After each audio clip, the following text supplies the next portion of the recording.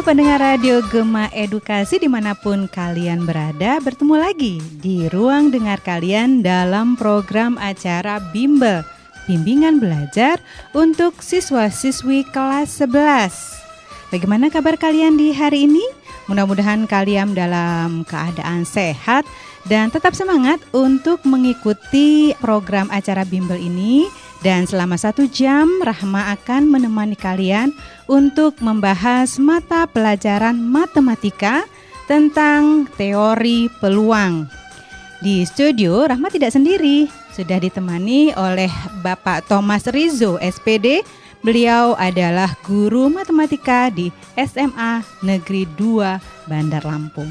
Baik, sebelum kita dengarkan pemaparan dari Pak Thomas, kita dengarkan dulu alunan nada yang berikut. Selamat mendengarkan.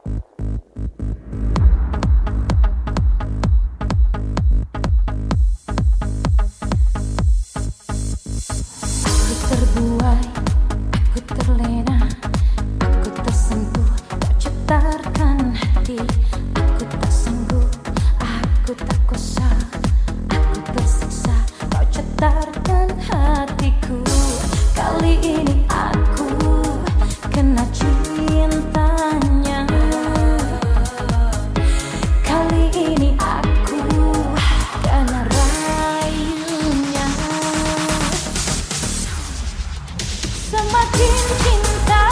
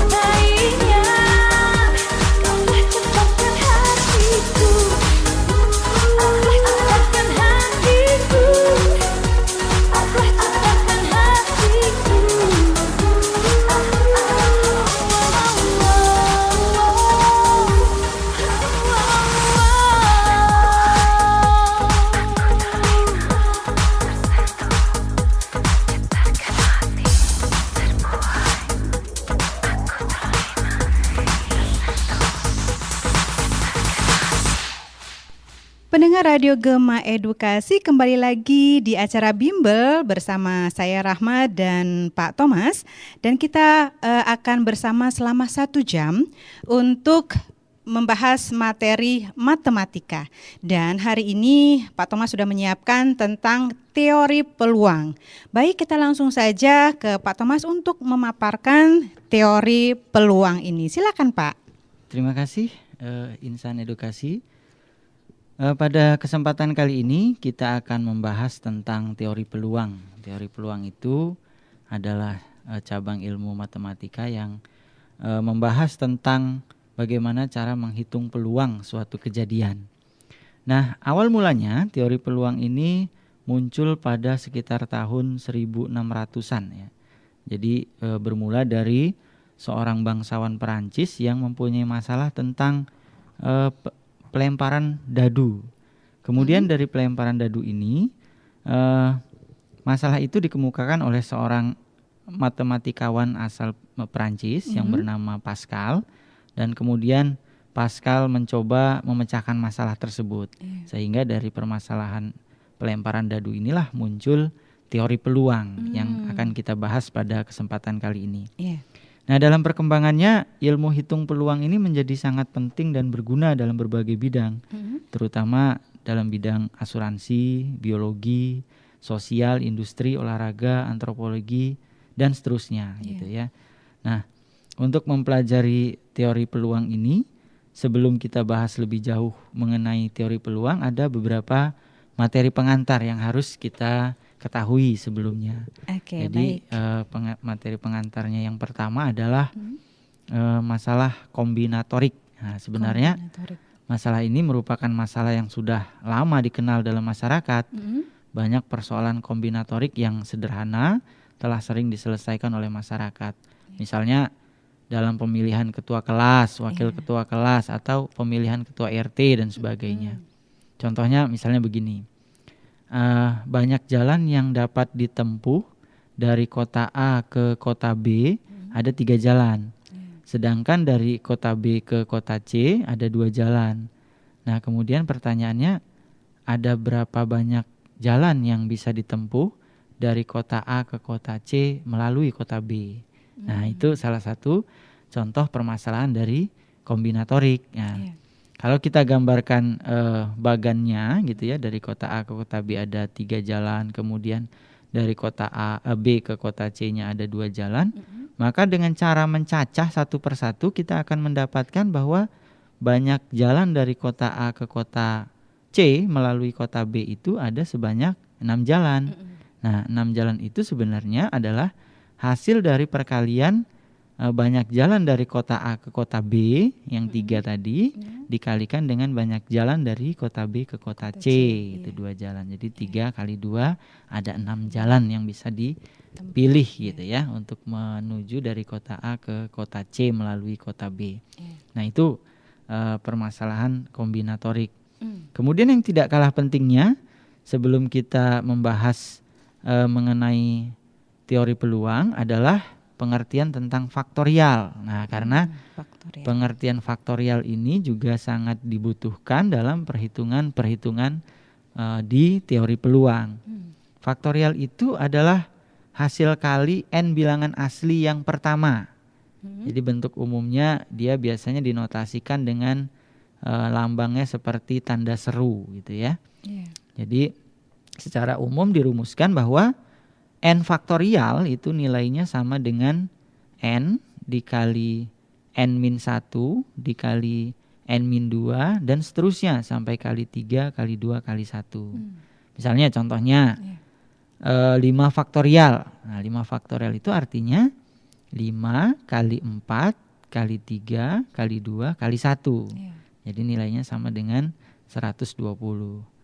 Atau misalnya 4 faktorial itu artinya 4 kali 3 kali 2 kali 1 gitu ya, dan seterusnya. Dan didefinisikan bahwa 0 faktorial itu sama dengan 1. Jadi itu perlu diingat bahwa 0 faktorial nilainya sama dengan 1. Nah, kemudian yang juga kita harus ketahui ya dalam menentukan nanti dalam perhitungan-perhitungan pada teori peluang, kita juga harus mengetahui masalah permutasi.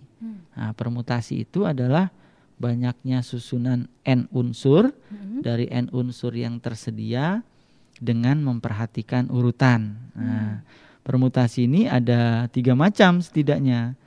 Ada permutasi yang unsurnya berbeda.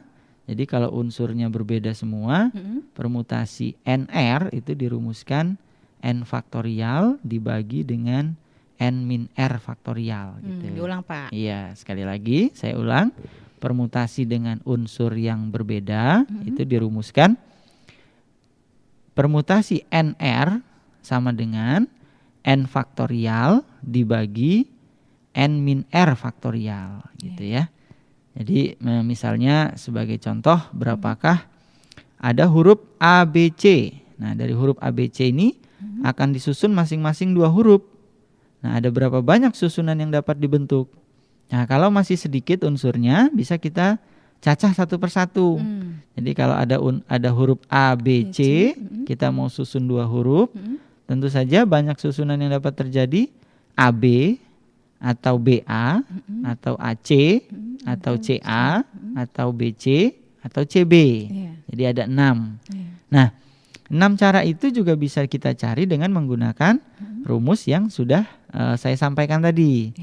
Jadi karena unsur yang tersedia ada 3, yaitu A, B, C, kemudian kita akan susun 2 susunan huruf, maka permasalahan itu sama artinya dengan permutasi 3, 2. Itu 3 unsur yang tersedia akan kita susun 2 unsur. Jadi nilainya akan sama dengan 3 faktorial dibagi dengan 3 dikurang 2 faktorial. Jadi nilainya sama dengan 6. Nah, itu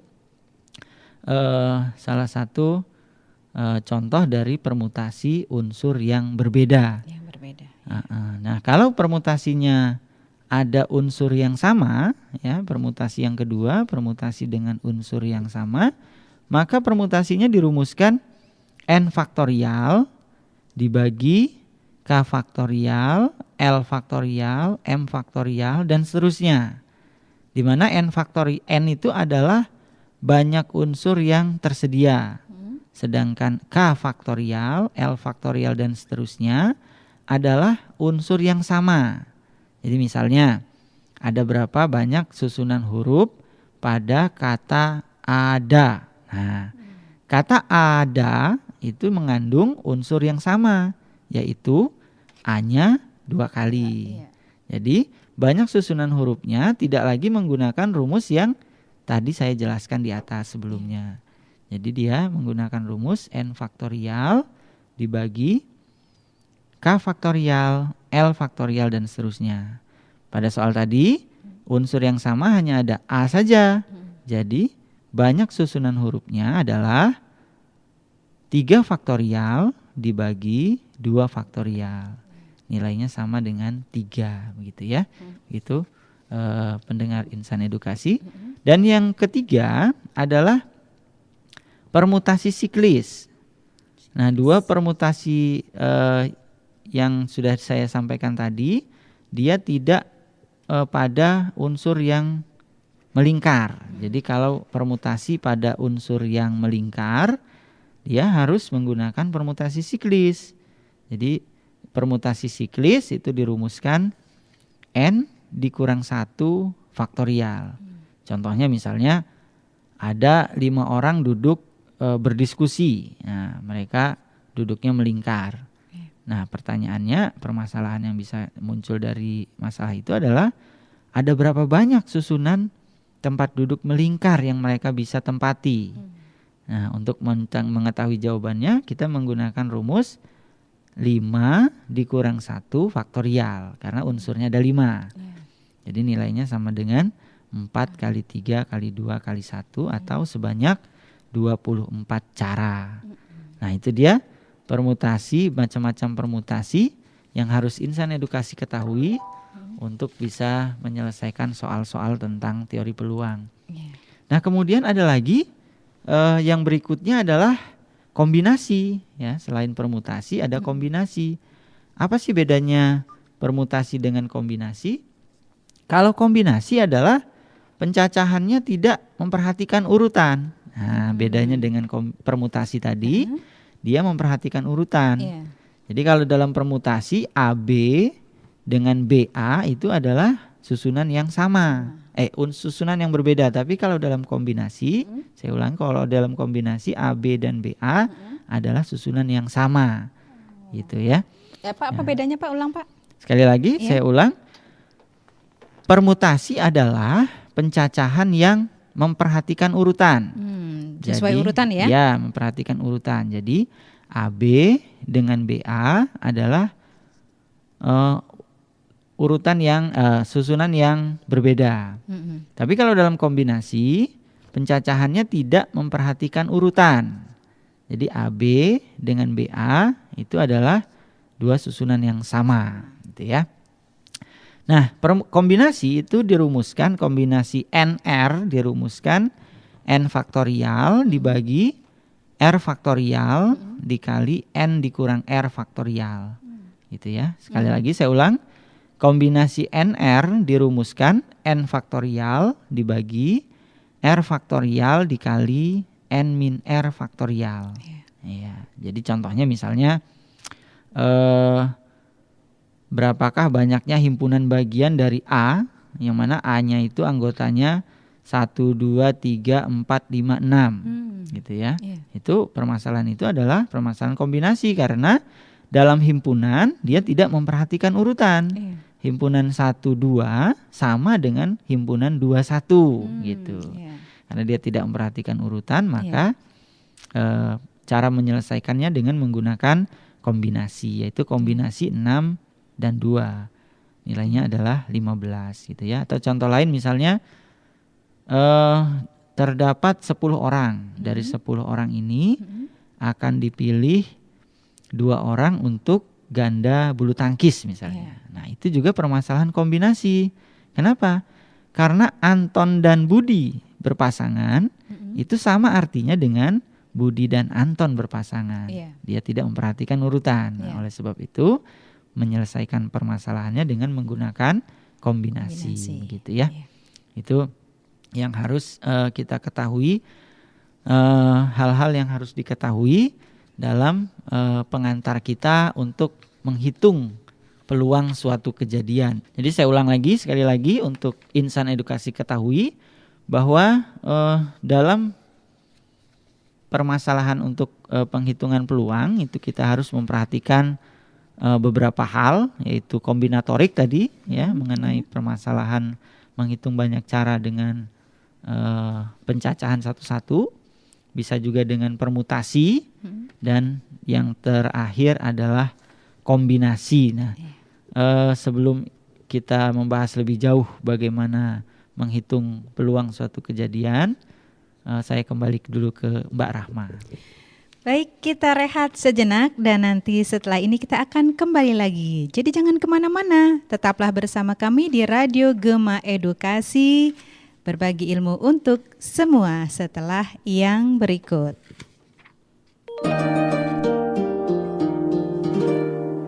I wanna love you, girl.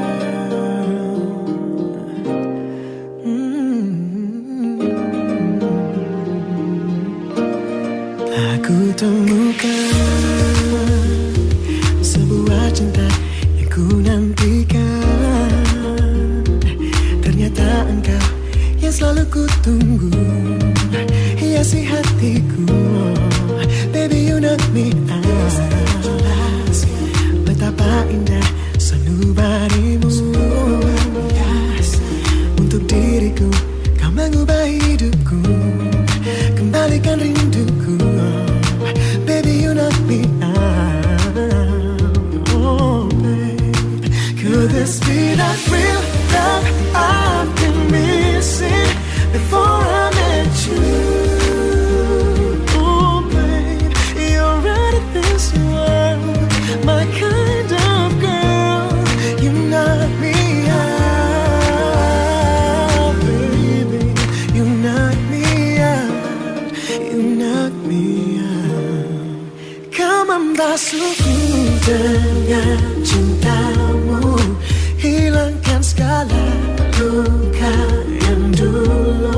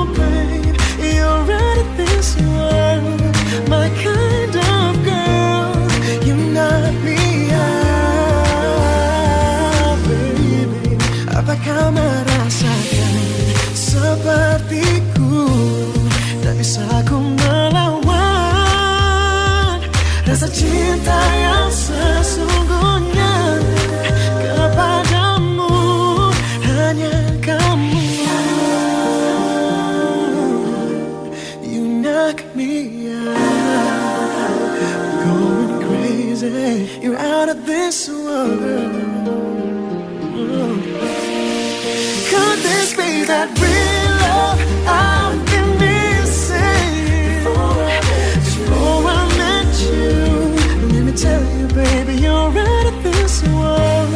My kind of girl, you knock me out. Oh, baby, could this be that real love I've been feeling? When I'm with you, you know you're out of this world. My kind of girl, you knock me out, baby. You knock me out, you knock me out. Pendengar Radio Gema Edukasi, kembali lagi kita ke acara Bimbel, bimbingan belajar untuk siswa-siswi kelas 11. Kita akan membahas materi tentang teori peluang, dan Rahma harap untuk kalian jika memang memerlukan buku untuk dicatat karena banyak sekali nanti pembelajaran yang masih akan diberikan oleh Pak Thomas, dan kalian juga nanti bisa mempelajarinya sendiri di rumah. Jadi diingatkan kembali untuk mencatat ya. Baik, kita akan melanjutkan. Tadi Pak Thomas sudah menerangkan tentang teori peluang ini, ada yang mengenai permutasian, lalu ada lagi kombinasi. Nah, sekarang kita masuk ke sub bagian yang lain, yaitu tentang peluang suatu kejadian. Dan diingatkan, kita sudah siap ya, dicatat. Dan baik, sekarang Pak Thomas silahkan Pak. Oke, kita kembali lagi Insan Edukasi. Jadi sekarang kita akan mulai masuk membahas tentang peluang suatu kejadian. Setelah kita tadi pelajari hal-hal yang harus kita ketahui sebelum kita menghitung peluang suatu kejadian. Nah, baik disadari ataupun tidak, peluang dan ketidakpastian itu mempunyai peran yang penting dalam kehidupan kita gitu ya. Dan ketika kita mempersiapkan diri untuk ujian misalnya, atau kita mengukur berapa besar kemungkinan topik tertentu akan muncul dalam suatu ujian dan seterusnya, itu selalu berkaitan dengan peluang gitu ya. Itu bisa dihitung ya Pak ya? Iya, bisa dihitung sebenarnya. Jadi ketika kalian nanti sudah membahas lebih jauh dan bisa memperdalam ilmu tentang teori peluang, maka beberapa kejadian-kejadian dalam kehidupan kita itu bisa kita hitung dulu peluangnya sebelum kita mengambil suatu keputusan gitu ya. Nah, dalam teori peluang kita mengenal beberapa istilah, yaitu tentang percobaan, kemudian ruang sampel dan kejadian ya. Percobaan itu dalam hitung peluang adalah suatu tindakan atau kegiatan yang dapat memberikan berapa besar kemungkinan hasilnya. Contohnya percobaan yang sederhana adalah misalnya himpunan 8 dalam kartu gitu ya, dalam kartu bridge gitu biasanya kalau kita suka main kartu bridge ya. Itu adalah bagian dari percobaan. Nah, kemudian himpunan dari hasil yang mungkin dalam percobaan itu yang kita namakan dengan ruang sampel. Jadi kalau misalnya seperti tadi adalah himpunan 8 pada kartu bridge gitu ya, maka ruang sampelnya juga adalah angka 1, 2, 3 sampai 8. Nah, kemudian tiap-tiap angka pada kartu itu yang disebut dengan nama titik sampel, atau ada juga yang bilangnya anggota dari ruang sampel. Nah, itu yang harus kita pahami sebelum kita mempelajari bagaimana teorema pada peluang suatu kejadian.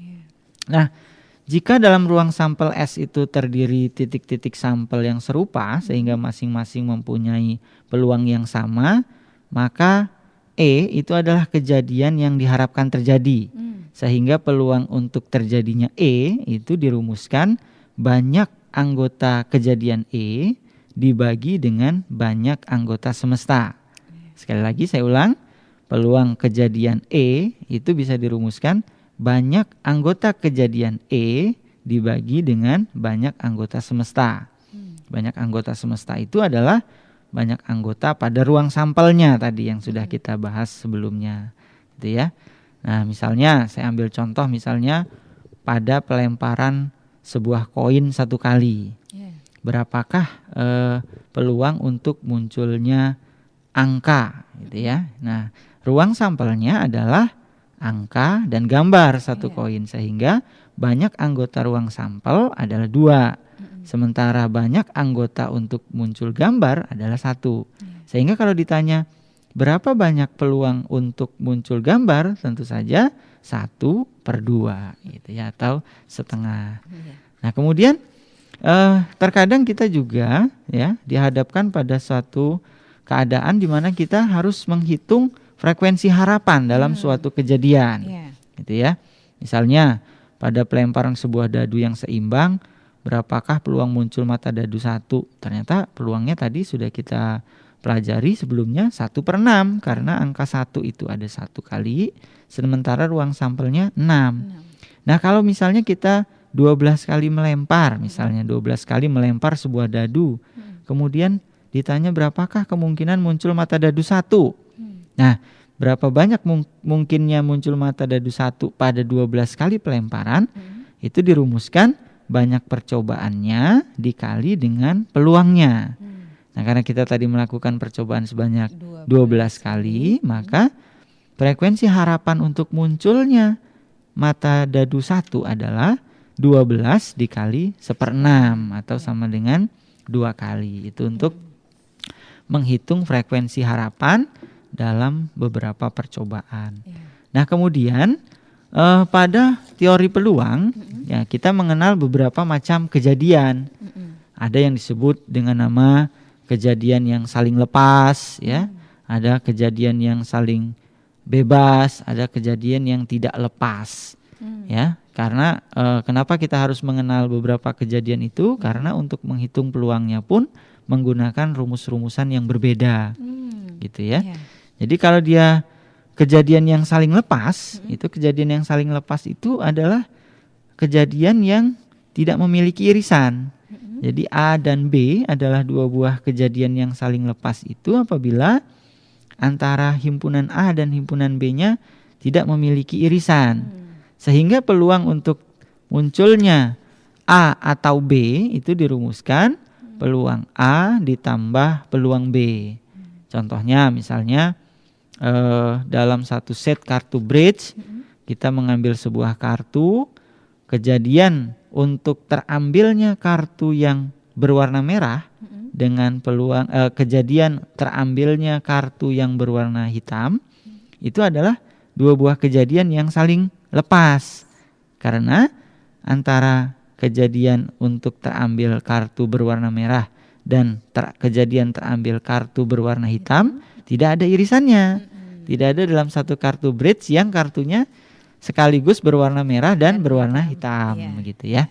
Nah, sehingga untuk menghitung peluang kejadian yang seperti itu, kita bisa menggunakan rumus peluang A digabung B itu sama dengan peluang A ditambah peluang B. Kemudian ada lagi kejadian yang tidak lepas. Kejadian tidak lepas tentu saja lawan yang tadi. Kalau saling lepas dia tidak memiliki irisan, maka kalau yang tidak lepas kejadian yang memiliki irisan, begitu ya. Jadi kalau peluangnya tidak lepas, maka peluang A gabung B dirumuskan peluang A ditambah peluang B dikurangi peluang A irisan B. Sekali lagi saya ulang. Peluang A gabung B untuk kejadian yang tidak lepas adalah peluang A ditambah peluang B dikurangi peluang A irisan B. Gitu ya. Contohnya misalnya tadi dalam satu set kartu bridge kita ambil satu kartu secara acak. Kemudian ditanya berapakah peluang untuk terambilnya kartu as atau kartu yang berwarna merah. Nah, kejadian terambilnya kartu as dan kejadian terambilnya kartu berwarna merah itu dia ada irisannya. Karena dalam satu set kartu bridge ada kartu as yang sekaligus dia berwarna merah, begitu ya. Jadi itu yang harus insan edukasi perhatikan. Jadi sebelum kita menghitung peluang kejadiannya, kita harus perhatikan dulu kejadiannya saling lepas atau tidak lepas, gitu. Karena dia menggunakan rumusan yang berbeda. Kemudian yang berikutnya, yang ketiga adalah kejadian yang saling bebas. Kejadian yang saling bebas itu, jadi antara kejadian A dan kejadian B, dia dikatakan saling bebas jika terjadi atau tidak terjadinya A, dia tidak mempengaruhi terjadi atau tidak terjadinya kejadian B. Artinya dia tidak saling mempengaruhi nih. Jadi antara munculnya kejadian A dengan munculnya kejadian B saling tidak mempengaruhi. Sehingga apabila kejadian A dan kejadian B saling bebas, maka peluang untuk munculnya A dan B itu dirumuskan peluang A dikali peluang B. Sekali lagi, insan edukasi, saya ulang. Peluang A irisan B apabila A dan B saling bebas adalah peluang A dikali peluang B. Gitu ya. Contohnya misalnya dua buah dadu dilemparkan. Kemudian tentukanlah peluang dadu pertama muncul angka 3 dan dadu kedua muncul angka 4 secara bersamaan ya. Jadi tentukan peluang dadu pertama muncul angka 3 dan dadu kedua muncul angka 4 secara bersamaan. Jadi peluang munculnya mata dadu 3 pada dadu yang pertama itu tidak akan mempengaruhi hasil munculnya mata dadu 4 pada dadu yang kedua. Mereka tidak saling mempengaruhi. Oleh sebab itu kejadian yang seperti ini dikatakan kejadian yang saling bebas. Sehingga peluang untuk muncul angka 3 pada dadu yang pertama dan muncul angka 4 pada dadu yang kedua itu bisa dirumuskan peluang A dikali peluang B. Peluang muncul angka 3-nya adalah 1/6. Peluang muncul angka 4 juga 1/6. Sehingga hasilnya 1/36 gitu ya. Itu yang insan edukasi harus ketahui dengan baik. Nah kemudian yang berikutnya, jadi yang keempat ini ya, adalah kejadian yang tidak bebas, artinya dia bersyarat gitu ya. Kejadian tidak bebas ini yang biasa juga dikenal dengan istilah kejadian bersyarat. Dua buah kejadian yang tidak bebas itu terjadi jika salah satu dari kejadian itu ataupun tidak terjadinya mempengaruhi yang lain. Artinya munculnya kejadian pertama ya, itu setelah munculnya kejadian kedua, saya ulang, itu setelah kejadian pertama terjadi. Biasanya dilambangkan dengan garis lurus ya. Jadi nanti peluang A dengan syarat B itu dituliskan P dalam kurung A garis B gitu ya. Nah, peluang A dengan syarat B itu dirumuskan peluang A irisan B dibagi dengan peluang B. Itu contohnya. Misalnya dalam sebuah kotak terdapat dua buah bola ya. Ada dalam kotak itu 2 bola merah dan 2 bola putih. Jika diambil 2 bola secara berturut-turut, tentukanlah kemungkinan bahwa pengambilan pertama yang tanpa pengembalian tadi muncul bola merah dan pengambilan kedua muncul bola putih. Jadi saya ulang, dalam sebuah kotak terdapat 2 bola merah dan 2 bola putih. Diambil 2 bola secara berturut-turut. Jadi setelah diambil pertama tidak dikembalikan lagi, baru diambil bola yang kedua. Nah pertanyaannya, berapakah peluangnya untuk terambil bola merah pada pengambilan pertama dan bola putih pada pengambilan kedua? Itu kejadian bersyarat. Kenapa kejadian bersyarat? Karena bola putih pada pengambilan kedua itu dilakukan setelah pengambilan pertama begitu. Jadi dia syaratnya pengambilan keduanya terjadi setelah pengambilan pertama. Nah, sehingga peluang A irisan B-nya itu dirumuskan peluang A dikali dengan peluang B setelah A terjadi. Jadi nilainya sama dengan setengah dikali 2/3 atau sama dengan 1/3. Nah, itulah macam-macam kejadian yang harus kita ketahui dalam rangka kita menghitung peluang suatu kejadian. Begitu Mbak Rama ulasan kita.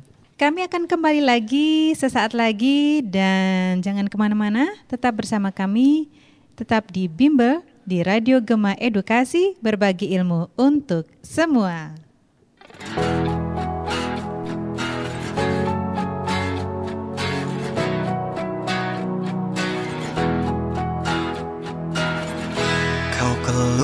di malam hari, kau temani mereka bernyanyi. Hidung belang sentuh kamu lagi, itu menyakiti hati. Batas waktumu di pukul 3, dini hari aku menjemputmu. Bau mulutmu tak kusukai, kamu mabuk lagi, kamu mabuk lagi, kamu mabuk lagi. Sakit hati pun aku tahan, karena aku nyaman denganmu. Aku pun tak bisa hentikan, karena ku terlanjur sayang, karena ku terlanjur sayang. Cintaku pun membabi buta, tak peduli engkau siapa, ku terima apa adanya. Walau engkau tak sempurna, walau engkau tak sempurna, walau engkau tak sempurna. Batas waktumu di pukul 3, dini hari aku menjemputmu. Bau mulutmu tak kusukai, kamu mabuk lagi, kamu mabuk lagi, kamu mabuk lagi.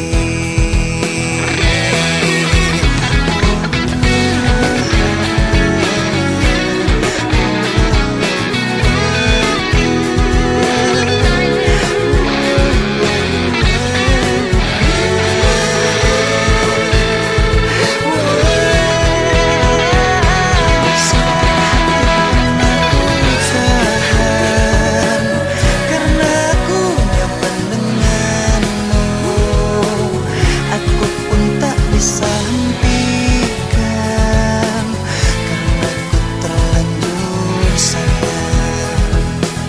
Cintaku pun membabi buta, tak peduli engkau siapa, ku terima apa adanya.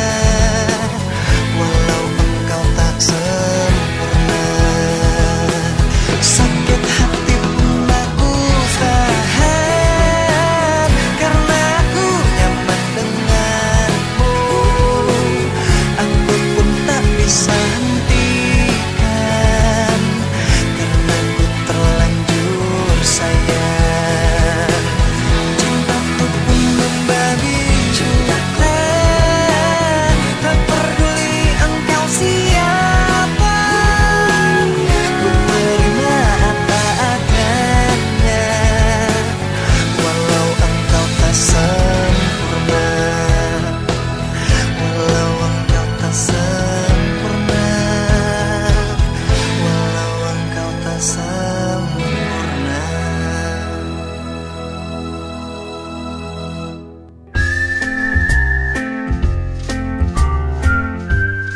Anda sedang mendengarkan acara Bimbel, Bimbingan Belajar di Radio Gema Edukasi, berbagi ilmu untuk semua.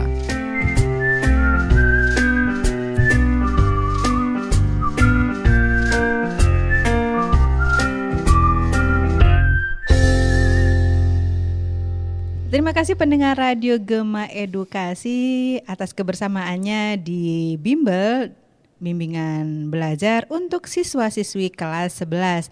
Kita materinya tadi yaitu tentang teori peluang, dan tak terasa kita hampir 1 jam kebersamaan kita, dan untuk Pak Thomas memberikan kesimpulan tentang materi kita hari ini. Silakan Pak. Baik, terima kasih insan edukasi yang berbahagia. sampailah kita pada kesimpulan. Jadi setelah kita bahas tadi mengenai teori peluang, ada beberapa hal yang bisa kita simpulkan bahwa untuk menghitung teori peluang, sebelum bisa menghitung teori peluang tersebut, ada hal-hal yang harus kita kuasai terlebih dahulu, yaitu yang pertama tentang kombinatorik, yaitu tentang kaidah pencacahan, menghitung banyak cara dalam suatu kejadian. Kemudian kita juga harus bisa mengerti mengenai faktorial. Sekali lagi, faktorial adalah hasil kali n bilangan asli yang pertama. Jadi faktorial ini banyak digunakan dalam perhitungan-perhitungan teori peluang. Kemudian hal lain yang harus kita perhatikan atau harus kita kuasai dalam teori peluang adalah permutasi. Permutasi itu adalah pencacahan yang memperhatikan urutan. Nah, permutasi itu sendiri terdiri dari 3 macam, yaitu permutasi yang unsurnya berbeda, ya, permutasi dengan unsur atau objek yang berbeda.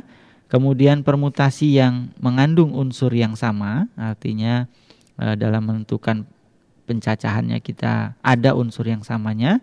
Kemudian yang ketiga adalah permutasi siklis.